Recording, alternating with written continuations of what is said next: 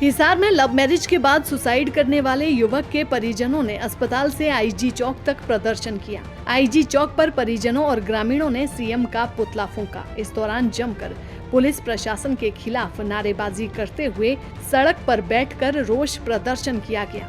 इस मौके पर आरोपियों की गिरफ्तारी की मांग की गई। परिजनों ने चेतावनी दी कि अगर 3 दिनों तक आरोपियों की गिरफ्तारी नहीं हुई तो 3 दिन बाद करनाल में सीएम आवास का घेराव किया जाएगा।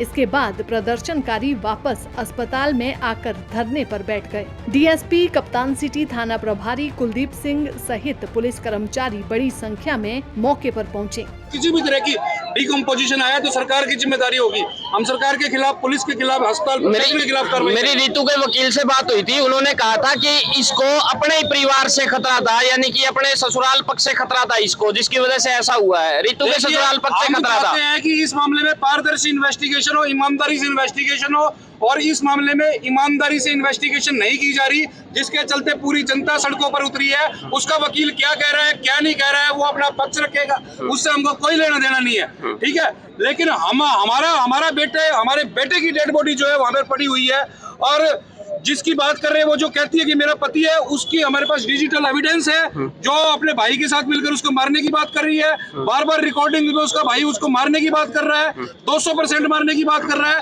तो वो किस तरह से क्लेम कर सकते हैं। और एक बात और ये कहना है कि बॉडी जो है मेरे बॉडी पर मेरा हक है और मुझे मैं पहले क्वेश्चन का जवाब देता हूँ। अगर सुमित का पिता उसको मारने के लिए कोशिश करता तो हर महीने उसको पैसे क्यों भेजता?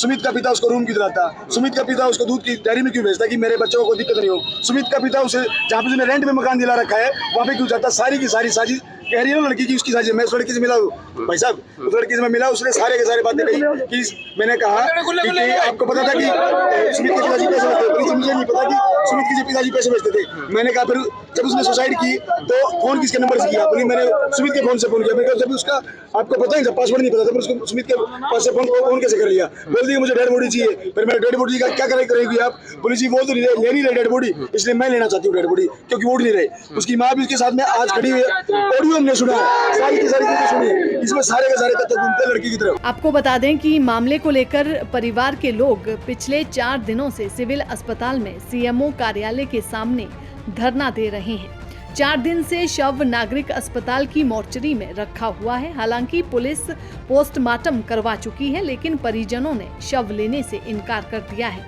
परिजन इस मामले में आरोपी मृतक सुमित की पत्नी और उसके भाई बहन पर मामला दर्ज करने की मांग कर रहे हैं। सुमित का शव फिलहाल नागरिक अस्पताल में रखा गया है। दैनिक सवेरा के लिए हिसार से कुलदीप सिंह की रिपोर्ट।